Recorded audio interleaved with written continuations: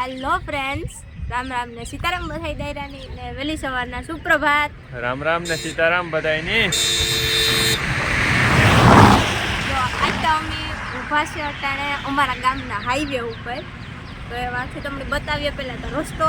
તો જો આ બાજુનો જે રસ્તો છે આગોરા ઈ જાય સીધો દ્વારકા ને આ બાજુ આવે ને સામેની સાઈડમાં ઈ રસ્તો જાય ડાયરેક્ટ પોરબંદર।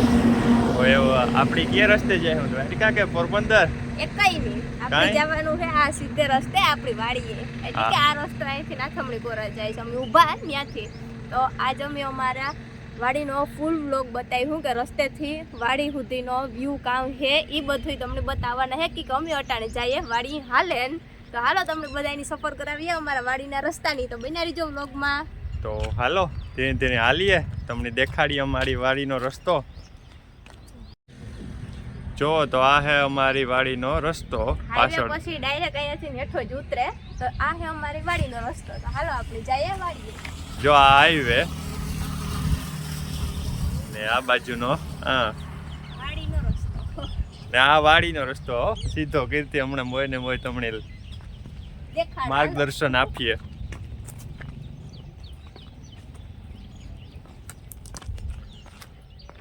જો આગમ બધે આગમ વાવેતર હે। જો આગમ મે મરસી હે।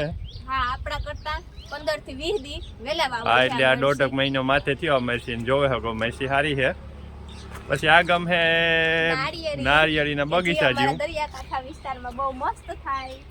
જો હકો જો આગમ હે નારિયેળીયું। બાકી જઈએ હાલે ને બતાવીએ। હાલો હાલો હાલો। તો જોવો આગળ એવું થોડુંક હાલીએ રસ્તે જાતા અમારે એક ખાસ જગ્યા આવે, એ આગળની કીર્તિ એ ખાસ જગ્યાનો પરિચય કરાવીએ તમને। જો મોજ છે અને એમાં દેખાડીએ તમને ખાસ જગ્યા કામ હે।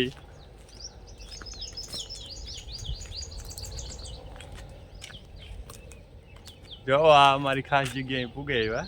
આ છે અમારી કેનાલ। જોવે છોકો બધા અંદર ઉતારીને દેખાડો થોડુંક।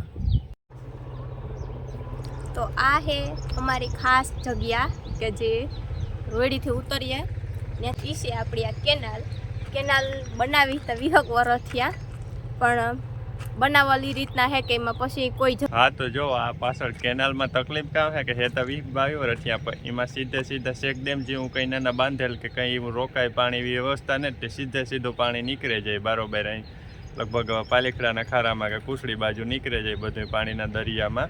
તો બનાવેલ હે પણ 2 વર્ષે ત્યાં સુધી ભરેલ હોય પછી પાછી જાય સીધે ડાયરેક્ટ દરિયામાં। એટલે પાણી બહુ ઉપયોગમાં નથી આવતું, જે આમાં જમીન લેવલ હોય જે 2-3-4 ફૂટ ઊંચા હેઠું ત્યાં પાણી એટલામાં ભરાય ને બાકી બીજું પાણી નીકળે જાય। હા, બાકી અટાણે ખાલી ખમ હે આગળ તમને દેખાડી અંદર ગયો। હા, ઊંડી થોડીક છે 40-50 ફૂટ જેવું। પછી હમણાં તમને બતાવી છે કીર્તિ આમાં ઠેકડો મારે કે કઈ પડીએ તો કઈ લાગે કે નથી લાગતું? જો તો ભાંગીએ ખાલી પડાઈ ભાંગીએ કે કઈ ફ્રેક્ચર થાય કે કઈ બીજું થાય આગળ જોજો કીર્તિ હવે અહીં લાઈવ ઠેકડો મારીએ। તો હાલો રેડી રીજો જાજે।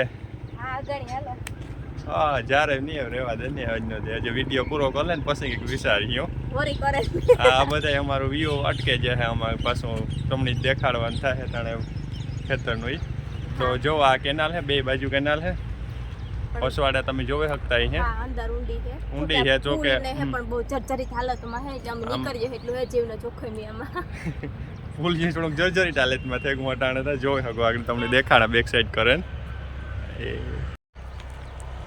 જો આવી હે પુલની કન્ડિશન એટલે કરંટ કન્ડિશન બારોબાર પસવાડતા આ બધી કેનાલમાં જાળી થઈ ગઈ, લીમડા ને ગુંદી ને બાવળા ને બધી બસો બે થયા આમાં।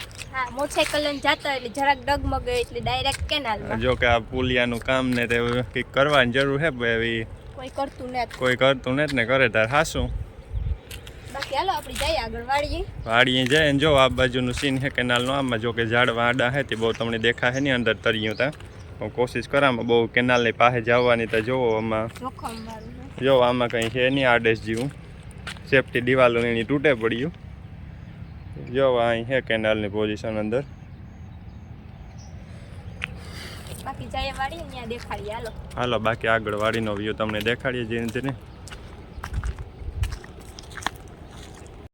હાલો તો જો કેનાલીથી આગળ હાલ્યા પછી થોડોક એક વળાંક આવે ઝીણકો કેક પછી ત્યાંથી આજે સીધો રસ્તો હે એ જાય છે અમારે વાડીએ ને બાકી બીજો વાડીએ જવું હોય તો થોડુંક કંઈક અડધું કે અંદર ઉતરી જાય એટલે વાડી આવે જાય ને બાકી પછી પાછો સીધો રસ્તો હે એ જાય છે દરિયે ને આને અમી હે ને બધાય કહીએ હસારો બધાય ગરડો કહેતા હોય પણ અમારે આને હસારો ગઈ કે ભાઈ હસારામાં છે ને આપણે ખેતરમાં જવાનું છે તો ઝાડવાનું બહુ નમેગા રસ્તો અહીં ઠીકઠાક છે વાડીએ જવામાં હાલે બાકી બીજું કંઈ આમાં છે નહીં એટલું બધું થાય ઝાડવાનું બહુ સારા એવા ઝૂકે જાય ત્યાંથી કંઈ આપણી ટ્રેક્ટરના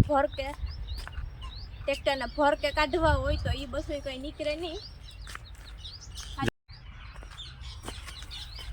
જો કીર્તિ તો બેક વાત ઉપર નીકળે ગઈ કે નડે નહીં એની ઘણી હાલે ને આવવું હોય કંઈ નડે નહીં તકલીફ તો આમાં મારા જીવવાની પડે આમાં કાં હોન્ડા અને વાહે પાછું હોય એવી ખડ ઓલું મોટું હે તો એમાં હે ને બે સાઈડ અડે જાય આમાં જો આ હસારું છે ને ખાલી આ એટલો જ લાંબો છે મારા બે હાથ પાઈ ખોલીએ ને એટલો જ પેલું ખડ છે ને કારક વધે એટલે લગભગ એ મારાથી 2 ગણું એટલું વધે ગયેલું હોય ખડ મોટું તો પછી આમાં ગામ છે કે પછી આ બે સાઈડ ખડ અટતું જાય એટલે ફફડ આમાં હસારામાં આખાઈમાં હે ને ઝાડવાને ખીસાતા જાય એટલે મોટરસાઇકલ વાળાને જરાક વધારે તકલીફ પડે પાછા ઝાડવાને ઝૂકે ગયેલો હોય એટલે કોઈને કંઈ કહેવાય નહીં પણ હે ને આખુંમાં લાગતા જાય એટલે મોટરસાઇકલ વાળાને જરાક ધીમે ધીમે હાંકવું પડે.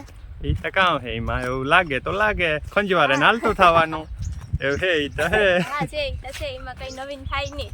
હાલો તો એ તો એવું જી હોય આગળ વધીએ એવું ખેતર આપણે પહોંચેતું ને કે જાજો રસ્તો ને ખાલી માંથી આપણી હાઈવે થી ઉતરે ને ત્યાંથી ખાલી 5 થી 10 મિનિટ કઈ હાલે ને 10 મિનિટ વધે ને 10 મિનિટ ધીરે હાલીએ તો વાતો કરતા આ ગાડો જાજો ને તો હસારાના ટૂંકો એ પછી થોડાકમાં છે હાલે અમે તો કહું કઈ મહિને એવા થેગા એટલે વાંધો ને જ જો કે એમાં હા અહીંયા જ પગું કહવાના હોય એટલે કાયમનું પછી જેવું હોય એવું રોડવે લેવાનું હોય.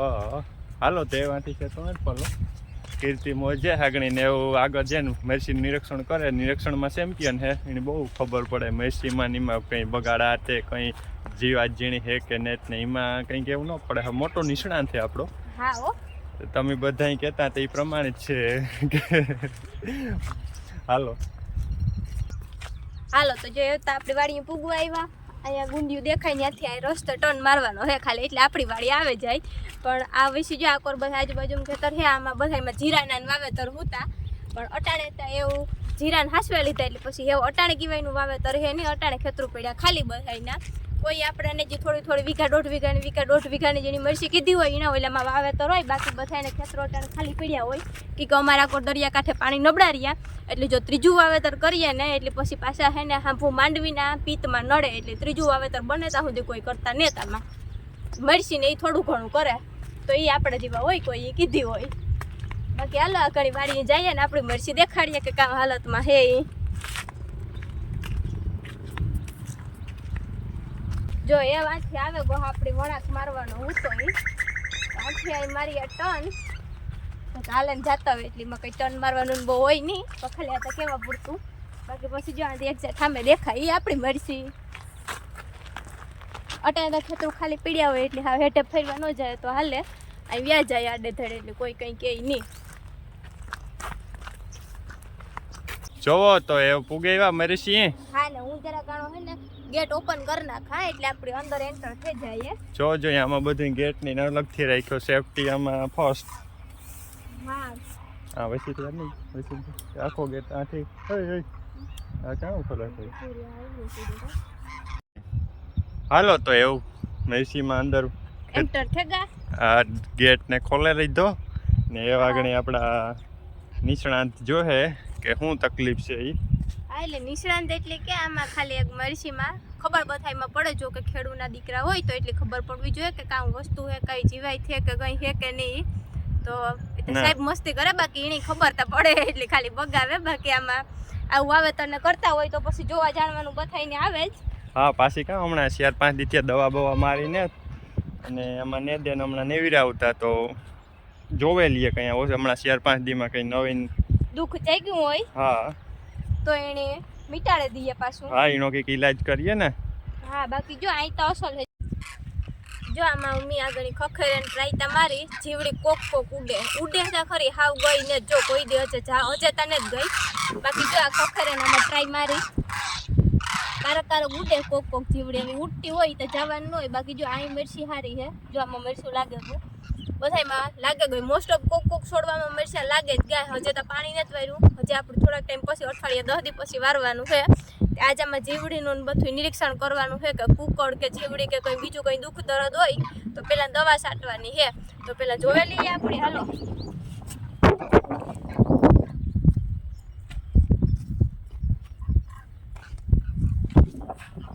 બહુ ના તું કારક 4-5 છોડવા એક છોડવામાં ઉડે જીવડી. જો આમાંય મરસીનો આંકડો બંધાઈ ગયો છે, આમાંય દેખાય. બાકી અહીં સારી છે મરસી, વાંધો નથી બહુ. અટાણમાં તો લીલી અસર લાગે, પણ બપોર પછી કુમરો મારીએ તો પાણી માગે.